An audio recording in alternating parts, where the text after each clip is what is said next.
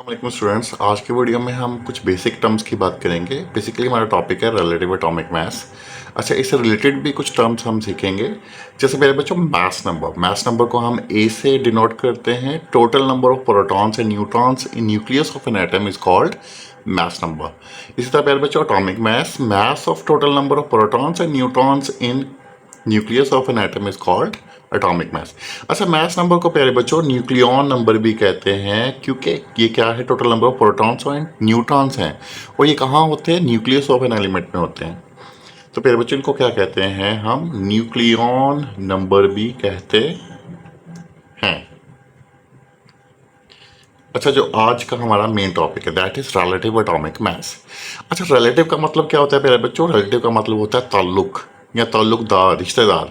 तो इसका मतलब वैसे हम यहाँ पे लेंगे मुआजना करके, मुआजना कर के।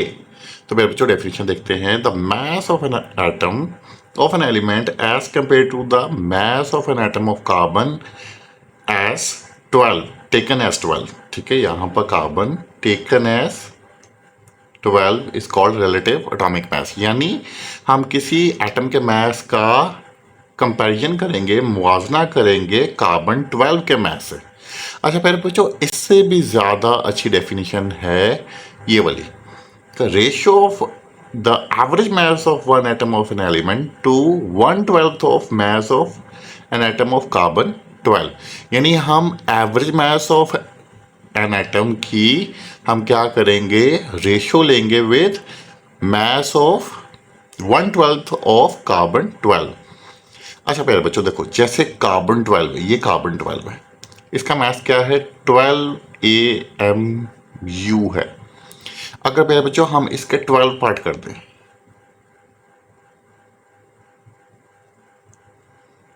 तो मेरे बच्चों हर पार्ट का मास क्या होगा, मेरे बच्चों हर पार्ट का मास होगा 1 MU 1 MU 1 MU। इस तरह टोटल 12 का मास कितना हो जाएगा, 12 AMU। तो एक पार्ट का मास क्या हुआ, 1 AMU। तो प्यारे बच्चों, ये जो रिलेटिव एटॉमिक मास है, ये इक्वल होता है mathematically average mass of an atom of element ratio two 1/12 mass of carbon 12। अच्छा देखो प्यारे बच्चों, ये जो मैं आपको समझाने लगा हूँ जस्ट ये अंडरस्टैंडिंग के लिए। वैसे आपको पता है मास हम फाइंड करते हैं बाय यूजिंग मास स्पेक्ट्रोमीटर। तो हमारे पास एक एटम है मैग्नीशियम का। तो देखो मैग्नीशियम का मास एक कार्बन एटम के इक्वल नहीं आएगा। अगर हम दो कार्बन एटम यहाँ पर रखेंगे तो उसके इक्वल आएगा, क्योंकि कार्बन का मास होता है 12। तो दो कार्बन का कितना हो गया, 24। और मैग्नीशियम क्या होता है प्यारे बच्चों, 24 होता है। तो हम कह सकते हैं मैग्नीशियम क्या है, twice heavier than carbon atom. अच्छा प्यारे बच्चों, इसी तरह अगर हमने मास ऑफ नाइट्रोजन देखना है, तो यहाँ पे हम नाइट्रोजन का एक एटम रखेंगे। अब देखो मैं 1/12 पार्ट ऑफ कार्बन ले रहा हूँ, तो कार्बन के 1/12 पार्ट के इक्वल नहीं आएगा। तो फिर कितने रखेंगे हम, देखो 1 2 3 4 5 6 7 8 9 10 11 12 13 14। तो नाइट्रोजन के एक एटम का मास आएगा 14 यूनिट्स ऑफ कार्बन 12, यानी 14 पार्ट होंगे कार्बन 12 के। ठीक है, फिर उसके इक्वल आएगा। इसी तरह प्यारे बच्चों, अगर हम एक एटम लेते हैं सोडियम का, अब आपको पता है जैसे नाइट्रोजन का मास 14 है, सोडियम का मास कितना है, 23 MU।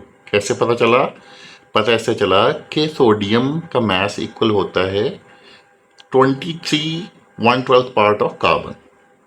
प्यारे बच्चों ये क्या होगी, 5 6 7 8 9 10 11 12 13 14 15 16 17 18 19 20 21 22 और 23।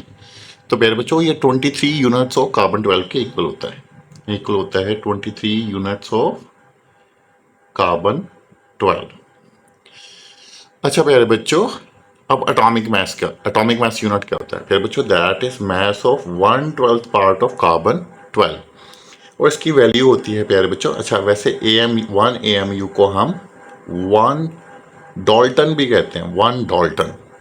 अच्छा प्यारे बच्चों, इसकी वैल्यू होती है 1 mu इक्वल होता है 1.661 10⁻⁻27 kg के। अगर प्यारे बच्चों इसको आपने ग्राम में कन्वर्ट करना है तो 1000 से मल्टीप्लाई कर दोगे तो ये आ जाएगा 1.661 10⁻24 ग्राम। और अगर आपने मिलीग्राम में कन्वर्ट करना है तो आप फर्दर इसको 1000 से मल्टीप्लाई कर दो तो ये आ जाएगा 1.661 10⁻⁻21 मिलीग्राम के। अच्छा मेरे बच्चों, चैप्टर 1 में हमने कुछ न्यूमेरिकल टाइप एमसीक्यूज़ भी हैं, शॉर्ट क्वेश्चंस भी हैं, तो उसके लिए हमें मैथ्स की ज़रूरत होती है। तो आपने ये एलिमेंट्स इनके मैथ्स आपने याद कर लेने।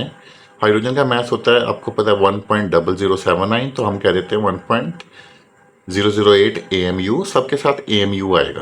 कार्बन का मैथ्स होता है 12, नाइट्रोजन का 14 AMU, ऑक्सीजन का 15.99 होता है तो हम 16 कर लेते हैं, नियोन का 20.18 होता है, सोडियम का 23 AMU होता है, फ्लोरीन का भी बच्चों याद कर लो 19 AMU होता है, मैग्नीशियम का 24 AMU, एल्यूमिनियम का 27 AMU, सिलिकॉन का 28 AMU, फास्फोरस का 31 AMU, सल्फर का 32 AMU, क्लोरीन का 35.5 AMU, पोटाशियम का 19 AMU, कैल्शियम का 40 AMU, क्रोमियम का 52 AMU, मैग्नीज का 55 AMU, आयरन का 56 AMU और यूरेनियम का 238 AMU होता है। अच्छा भैया बच्चों, एक इम्पोर्टेंट क्वेश्चन ये भी है कि why carbon 12 is use as standard. तो भैया बच्चों 3 रीज़न हैं। एक तो कार्बन क्या है, ये स्टेबल है, इसमें न्यूट्रॉन टू प्रोटॉन रेशियो क्या होती है, 1 होती है। अगर एलिमेंट की न्यूट्रॉन टू प्रोटॉन रेशियो 1 हो तो वो स्टेबल होता है। अब स्टेबल है इस वजह से प्यारे बच्चों ये क्या है, अबंडेंट होता है। और तीसरी बहुत इंपॉर्टेंट इसकी एक रीज़न ये भी है कि ये होल नंबर मैस है इसका, यानी कार्बन 12 का मैस क्या होता है, 12.0000 AMU होता है। जगह पर हम AMU की जगह सिर्फ U भी लिखा होता, तो U का मतलब क्या होता है, यूनिफाइड मैस। तो AMU को हम 12U भी लिख सकते हैं, U यूनिफाइड मैस को शो करता है। अच्छा बच्चों, एक इम्पोर्टेंट चीज़ ये भी है कि हम जो है, मैं अगर कहूँ कि मेरा मैस 80 है तो 80 क्या है, तो बेटा 80 kg। तो हम क्या करेंगे कि मैं अपने मैस को दूसरी तरफ बैलेंस में क्या रखूँगा, केजी के वेट रखूँगा, और अगर 80 kg के इक्वल आएगा तो मेरा मैस क्या होगा, 80 kg। तो अगर बेटा किसी चीज़ का मैस 80 ग्राम है तो उसको किससे कंपेयर करेंगे, किससे स्टैंडर्डाइज करेंगे, ग्राम के वेट से। 80 ग्राम के वेट के इक्वल आएगा तो वो क्या होगा, 80 ग्राम। अब यार बच्चों, एटम एक बहुत छोटी सी इंटाइटी है, एक बहुत छोटा सा यूनिट है, तो हम एटम को केजी या ग्राम से तो कंपेयर कर नहीं सकते, तो फिर हम एक एटम के मास को दूसरे एटम के मास से कंपेयर करते हैं। और अभी हमने डिस्कस कर लिया कि एक एटम के मास को हम 1/12 ऑफ कार्बन के मास से कंपेयर करते हैं। थैंक यू एंड अल्लाह हाफिज़।